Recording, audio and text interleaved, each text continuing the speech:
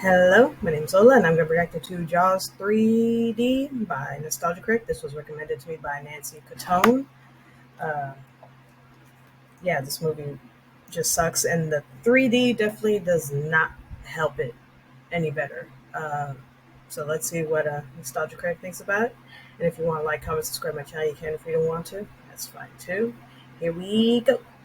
Hello, I'm the Nostalgia Critic. I remember it so you don't have to.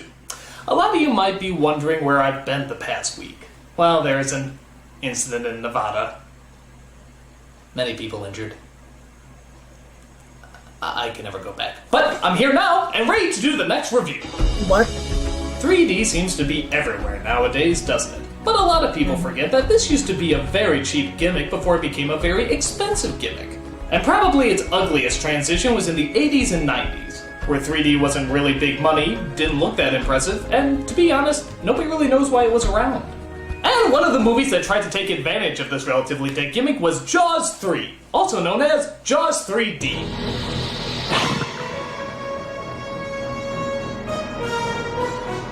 If you thought Jaws 2 was unnecessary, here's a sequel that adds even more unnecessariness. Crappy effects, boring characters, and 3D that's so lame, you'll be looking at your hand thinking that it's flat. And of course, what I mean by bad 3D is no 3D! This movie doesn't come with any glasses or anything, so it's entirely pointless. In 3D, this looks really impressive, but in real life, I look like a friggin' spaz. This is what we're in for, people, just an hour and a half of this, so let's take a look. Annoyed yet? So let's see what gimmicks they try literally throwing at us in the opening. Whoa, those credits are jumping out at us! Oh wait, there's no glasses, so it just looks tacky and retarded. So we watch the point of view of probably the world's slowest moving shark as he does the unthinkable. Murders? Oh, fish! My god, not the entire fish! The incredible Mr. Lip will never see his family again!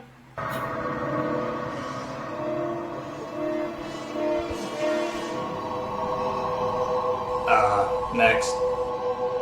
Next. Yeah. Next! Okay, even in 3D, your fucking fish head is not scary. Next! So the premise of this movie is actually a little creative, at least in its setting. It takes place in SeaWorld, which I have to admit is kind of a weird advertising tie-in. Do you really want to advertise that your theme park has Jaws in it? A giant shark that can eat you anytime he wants? It's like advertising Disney World, now with more cancer. But oh well. We get a couple of guys who are trying to close this gate or something when you-know-who shows up.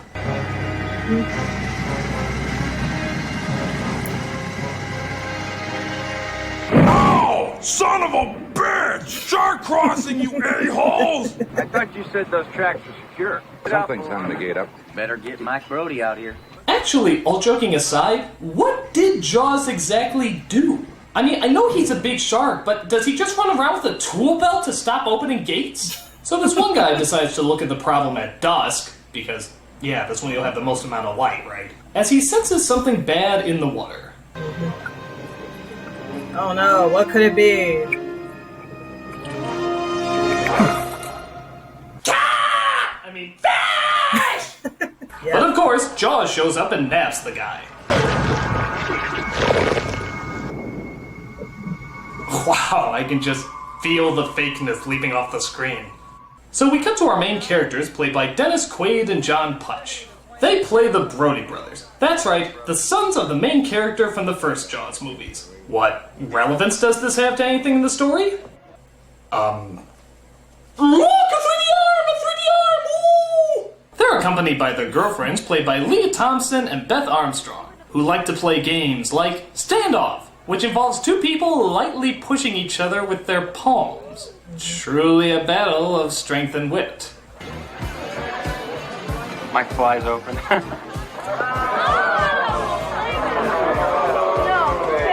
You lured me with the promise of penis. Beer. And you owe me a couple. That's right, coming up. 2 bears. Are these two gonna stop making out? Come on, guys, you got company there. Him and Cass put in together.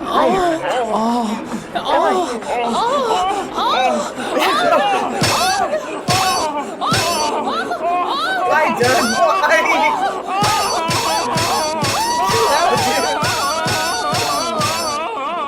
So Putch and Thompson go down to the water to play their other favorite game. Chase the cowgirl through the knee-high tents on the beach. Kinky? But meanwhile, a bigger, nastier foe is at work. That's right, I'm talking about the lowest form of scum known by man. Somewhere down there is the best coral. Guy in Miami give us $200 for the good stuff. Coral stealers! I mean, really? Coral stealers? We have coral stealers in this movie? Who's their competition? The Seahorse Mafia? So of course, Jaws strikes again, but it wants to be sure it leaves no evidence behind. Yeah, even takes out the boat. Bet you didn't know Jaws can suck rats through a straw, did you? So the wife of the first dead guy is concerned because they can't find his body. So they take that boat that you always see the Planeteers use to go under the water and see if they can find it. We all live in a yellow submarine, yellow submarine. Now, get ready, folks, for some of the best underwater effects you have ever seen in your entire life. Wow. Happy Meal toys in a bathtub have nothing compared to this scene. In fact, the ship itself sort of looks like Ronald McDonald's electric shaver, doesn't it? We're at 25 feet headed for the Spanish galleon. And hey, if you thought my green screen effects were impressive, get a load of this. Yeah, I bet you didn't know the ship had a cloaking device, did you? Overman broke divers' rules last night. Out there. If anything happened to him, the ocean current would have washed him up here. That's a lot of fish. So they come across a fake sunken ship, because if it's good enough for your fish tank, it's good enough for SeaWorld, as something has the dolphins spooked. But what could it be? I don't know. They've been acting strange for the last 2 days. Look at them. There's a shark, bitch! Run! So as they get out to look around, they come across the ferocious animal, or at least the hand puppet version of it. Oh my god, it's Whack-A-Shark. So Quaid and Armstrong get away by, listen to this, riding the dolphins to safety.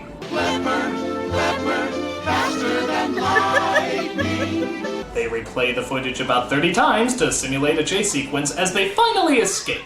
So this British fish hunter or something comes aboard to try and capture the shark and make tons of money off of it. Actually, that guy is from Manimal. Cinema Snob, what are you doing here? And what's Manimal? Only the greatest series to come out of the 1980s. Let me fill you in. It all started on September 30th, 1983. Simon McCorkindale starred as Dr. Jonathan Chase, a man with the brightest of futures, darkest of pasts. So anyway, if we kill this beastie on camera, I can guarantee you media coverage. There isn't a great white alive in captivity anywhere. If any facility can maintain a white, it's us. If we could... Whoa, what is up with Quaid's pits? I guess shark attacks give him an unbelievable fear of Old Spice. That would really be a spectacular event, no doubt about that, huh? So the owner of SeaWorld gives his blessing as the team heads down to catch Jaws. By the way, when did SeaWorld become the Starship Enterprise? Seen anything yet? Yeah, we'll get him on the monitor. All I can say is, I'm worried. We're in a lousy horror movie and I'm the only black person around. Clearly, I need to hire more black people.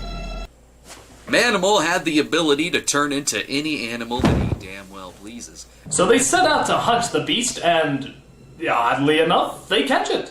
Jaws is captured and brought to one of the fish tanks. Gee, they're not trying to fake us out like they did in the first movie by any chance, are they? Oh, wait for it. So they open up their new underwater attraction, which I guess is supposed to be like a haunted house underwater.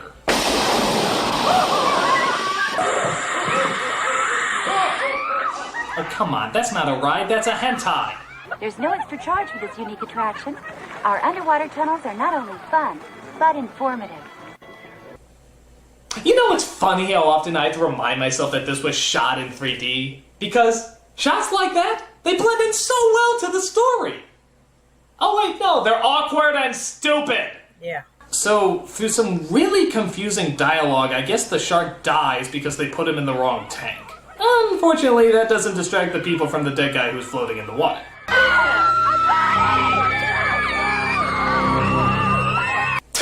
Who's the a-hole who pushed the girl into the dead body? I mean, who does that? Oh, hey, a dead guy! Scooch in closer, Susie. We gotta get a picture of this. Oh, grow up. So they discover that it wasn't Jaws that they originally captured, but her son. That's right, Jaws is a woman.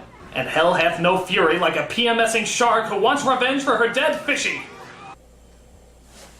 Now, in the series' 90-minute pilot, Manimal teams up with hot young Detective Brooke McKenzie.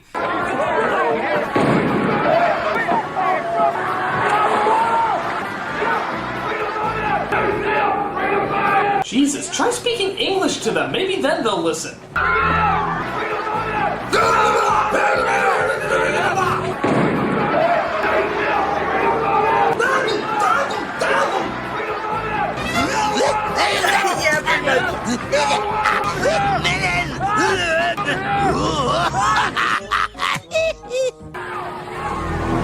Sheesh, is it me or is Jaws making like incredible speed? What, does she just have a motor attached to her fin?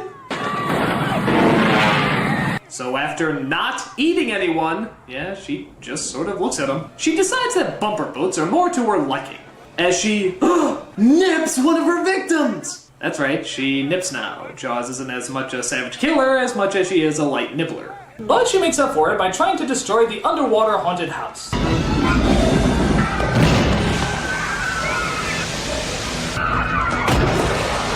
Yes, I can see why SeaWorld wanted to do a tie-in with this movie. Can't you just see the promotional video right now? Looking for a summer vacation? Want to bring the kids? Hoping to be trapped in a watery grave with little to no hope of escape? Come to SeaWorld, the disappointing alternative to Disney. So the people are trapped literally under the sea as that British guy tries to go and lure the shark into a giant underwater cage. But he gets caught and is unable to escape.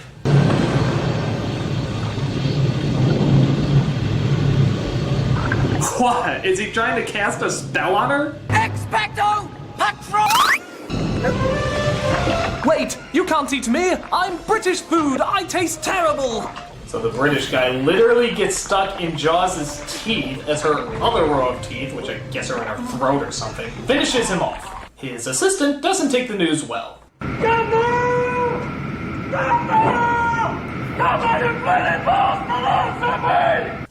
What is it when people yell in this movie? You can never understand what the hell they're saying. Philip, hold up, man! Hold up, man, Philip!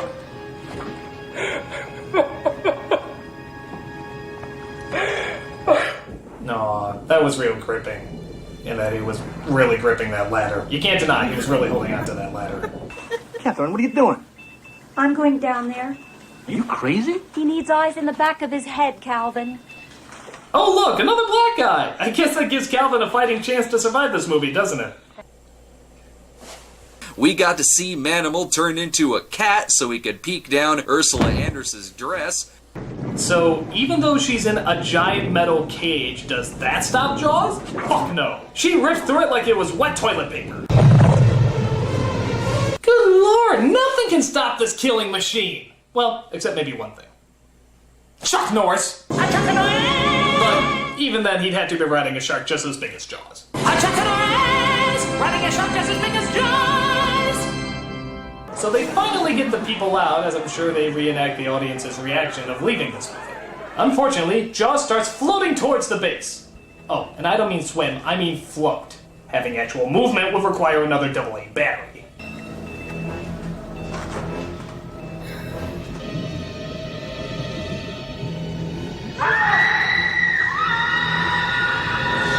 My God! She's very, very, very, very, very slowly coming towards us! We only have hours to escape! Hours! Oh, the effects for this movie never cease to amaze me. I especially love how Jaws just freezes in time as a vacuum of water floods into the building. It's like she's so bad that she ascends above water. Even the elements of Earth can't possibly stop her. Yeah, gotcha. Let's not forget about the time he turned into a horse to stop a robber. So after she breaks the fourth wall, she goes looking around for tasty morsels. Guess who she picks? Phew! Thank God I had that other black guy. I guess lousy killer monsters really do prefer dark meat. Later! So Quaid and Armstrong try to swim out as Jaws gets stuck between one of the walls. Oh, hey, come on, now you're just teasing me. Come on down here and fight like a shark.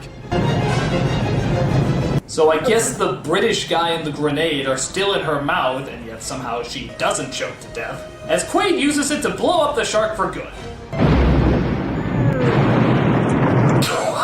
Do we enter an itchy and scratchy cartoon? Way to end on a high note!